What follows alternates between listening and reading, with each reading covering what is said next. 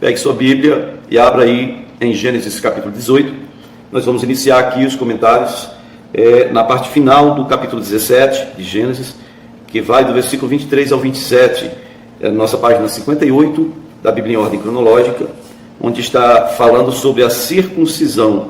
E o que quero comentar nessa conclusão, nessa parte conclusiva, que ficou do vídeo anterior, que estava grande, é que no mesmo dia em que Abraão esteve com o Senhor, e ali foi uma teofania, não foi uma visão, foi uma aparição, né?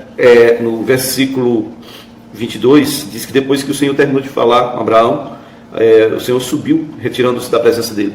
Na Bíblia normal, a Bíblia comum, nós não vemos nessa ordem, é que a Bíblia em ordem cronológica, ela coloca essa aparição do Senhor em dois momentos. Aqui nesse primeiro momento, ele esteve lá reafirmando a aliança, mudando o nome de Abraão, etc., né? E então, no segundo momento, ele vai aparecer para, mais uma vez, né, falar sobre o nascimento de Isaac e também falar sobre a destruição de Sodoma, Gomorra, Admá e Zeboim. O que quero deixar bem enfático é que muitas vezes nós somos extremamente demorados quando se trata de fazer a nossa parte em cumprir aquilo que é a nossa responsabilidade no acordo, na aliança. Nós falamos de antiga e nova aliança. Na nova aliança as pessoas são mais relaxadas ainda, nós somos mais relaxados ainda do que o povo da velha aliança, porque afinal de contas agora estamos na graça, e aí as pessoas acabam confundindo, se não é lei é graça, então tudo pode. Mas eu queria salientar que Abraão, no mesmíssimo dia em que o Senhor apareceu para ele e falou da forma bem direta e objetiva sobre a circuncisão, naquele mesmo dia, irmãos, no mesmo dia, não deixou para amanhã, não deixou para a semana que vem, não deixou para outro momento, não, o Senhor falou comigo hoje, então é agora que eu vou fazer. Quando o Senhor sumiu, né, subiu, desapareceu, Abraão foi lá, pegou o Ismael, chamou a macharada que tinha todinha na casa dele, fosse escravo nascido em casa, ou comprado de fora, ou estrangeiro que estivesse trabalhando com ele, né? Tinha alguns mercenários que eles chamam. Mercenário é quem trabalha pastoreando por dinheiro, tá certo? Então hoje, quando você ouvir falar de mercenário, entenda, é só isso. É alguém que não pastoreia por chamado e não se qualifica para ser ministro, porque o apóstolo Pedro diz que tem que ser, não como constrangido, mas como Deus quer, de livre vontade, não por sorte da ganância, né? E nem com dominadores dos que lhe foram confiados, antes tornando-se exemplo padrão para o rebanho. Bom, Abraão ele não se demorou, ele foi imediatamente ao ponto, ele fez a circuncisão, e você vai observar do versículo 24 ao 27, que Abraão, no 26, mais para o final, Abraão, quando foi circuncidado, estava com 99 anos, e Ismael estava com 13 anos. Então, isso quer dizer que no ano seguinte, quando Isaac nasceu, Abraão estará com 100 anos, e Ismael, né, com 14, ok? Grave isso para a gente ter uma boa compreensão de um próximo momento na história. Bom, então, quando começa o capítulo 18, pela Bíblia em ordem cronológica, é um outro momento, é uma nova teofania. Já ouviu falar sobre isso? Teofania é uma aparição de Deus, ok? O Senhor apareceu a Abraão perto dos carvalhos, ou carvalhais de Mamré. Uns falam Manre, mas aqui não dá Manre não, a pronúncia é Mamré. Então, Abraão estava sentado na porta da sua tenda por volta do meio-dia. Presta bem atenção, querido. Por volta do meio-dia, horário mais quente. Ele vê 3 homens.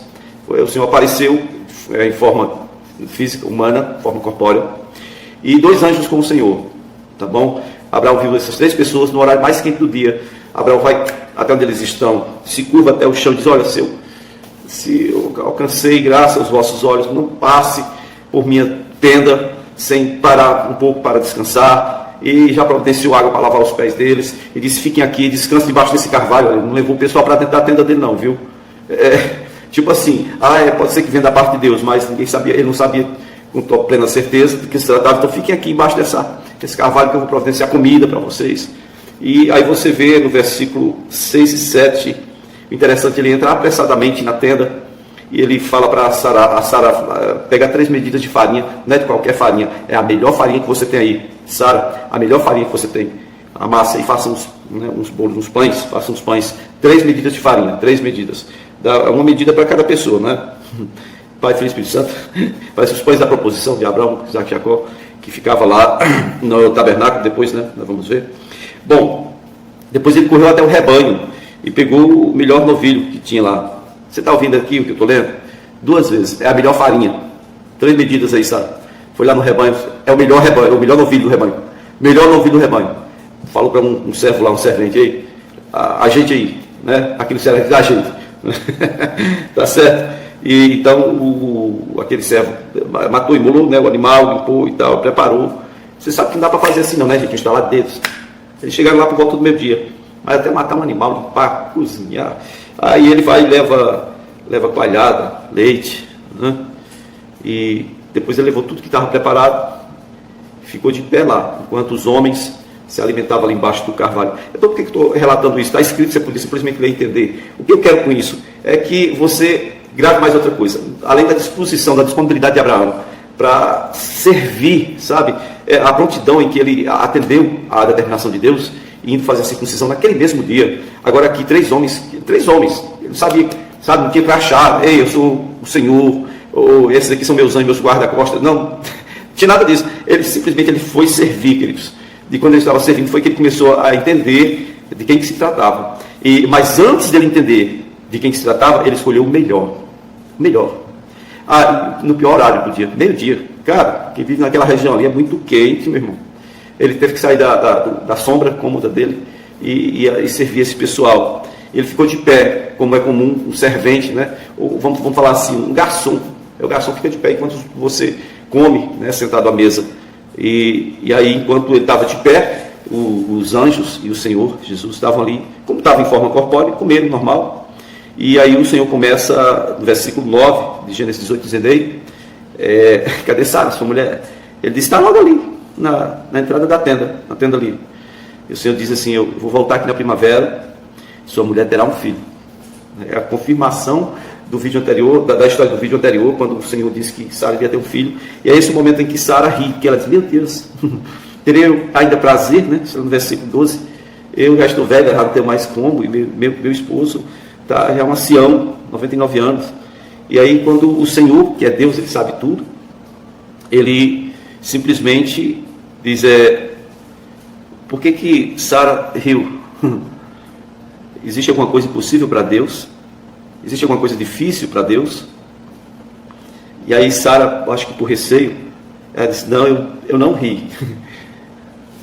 Deus é que conhece os pensamentos da gente, já conhece só o que a gente fala, né? E às vezes ele presume alguma coisa, mas Deus sabe o que passa aqui dentro. E aí o Senhor simplesmente fala, ei Sara, não negue não, viu? Você riu sim, assuma. E pronto, então eles se levantaram, saíram da sombra do carvalho, né? É outra coisa que você tem que gravar esse nome, carvalho de justiça, carvalho, tá bom? E eles se levantaram debaixo da sombra e olharam na direção de Sodoma. O Senhor não quis simplesmente partir para Sodoma e ir lá destruir Sodoma, Gomorra, Admá e Zeboim. Não, ele disse, eu vou esconder isso do meu amigo, né, Abraão? Né? Ele vai ser pai de uma numerosa nação, todas as famílias da terra vão ser abençoadas através dele. Então, o Senhor começa a falar com ele, com Abraão, dizer, rapaz, é o seguinte, o pecado de Sodoma está demais, eu vou descer até lá, se for do jeito que a gente está ouvindo aí as denúncias, acho que tinha gente orando sobre isso, então nós vamos destruir. Aí é quando começa a segunda parte, que é sobre a intercessão de Abraão. Mas hoje eu quero falar também sobre a importância de 2 coisas. Em Hebrom, foi onde o Isaac nasceu. Hebrom é o lugar de onde o Ismael é despedido, né? Depois, daqui a pouco nós vamos ver isso. Hebrom é o local onde o Senhor confirmou a terra como herança e entrou em aliança com Abraão. Hebrom foi o local onde Deus estabeleceu a circuncisão. Hebrom é o local onde estão os túmulos de Abraão, Sara, Isaac, tá certo? Esses patriarcas. E Hebrom hoje é dominado pelos árabes, né? Na verdade está sob domínio de Israel, mas é uma terra chamada Palestina. E quando fala de carvalhais, carvalho é uma planta extremamente valente para as adversidades. Quanto mais enxurrada, mais coisas que, sabe, assim, poderiam derrubar um carvalho ou uma árvore qualquer, o carvalho faz ficar mais forte. A Bíblia fala que nós fomos feitos carvalhos de justiça do Senhor, tá certo? Bom, então, quando Abraão recebeu a visita dos 3 seres celestiais, ele estava morando nos carvalhais de Mamre, tá certo? Os anjos foram, e aí o que acontece é que logo passado esse ponto, Abraão entendeu que a cidade ia ser destruída, porque Abraão já sabia que a cidade era pecadora. E ele começa com a intercessão. Se você observar, o Abraão começou perguntando se tivesse 50 justos lá, se ia destruir. Aí depois passa para 45, 30, 20 e termina com 10. Bom, o que Abraão, ele tentou, eu acho que ele presumiu que Ló estava mantendo toda a sua casa na ordem certa, na ordem do Senhor, não é? Mesmo estando vivendo no meio de uma iniquidade tão grande como o povo daquela cidade de Sodoma. Mas não foi isso que estava acontecendo. Na verdade, se contasse lá os serventes de Ló, né, os escravos, os nascidos em casa, os mercenários, os que cuidavam de todos os bens que ele tinha, poderia ser que dessem uns 50, mas esse pessoal não podia ser salvo, porque esse pessoal não tinha nada com Deus e não estavam muito bem encaixados entre os justos, né? Bom, então foi descendo ali até chegou em 10, e a resposta do Senhor continuava sendo sempre a mesma. Não, se tiverem 10 justos, se eu encontrar 10 justos, eu não vou destruir, não, vou preservar a cidade por amor a esses 10. Quando ele pergunta se apenas 10 foram encontrados, ele respondeu: por amor aos 10, não destruirei. Está lá no versículo 32 de Gênesis 18. E dentro desse comentário, o que podemos fazer aqui é compreender uma coisa: a igreja, quando ela é colocada como sal da terra e luz do mundo, é importante que se note, queridos, tá bom? As coisas ainda existem, o mundo ainda não foi destruído por causa da igreja, mas se nós deixarmos de ser sal e luz, vai chegar o dia do Senhor com destruição geral, a pegar geral.